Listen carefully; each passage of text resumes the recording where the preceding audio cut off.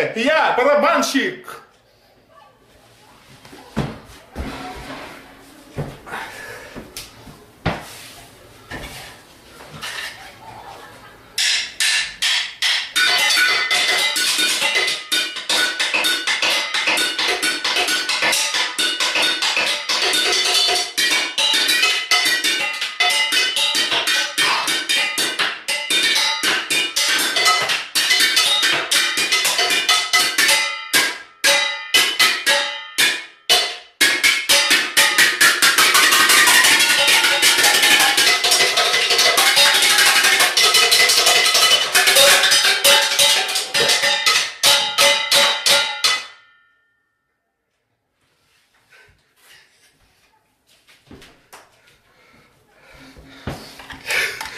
Спасибо, это был барабанный мой концерт.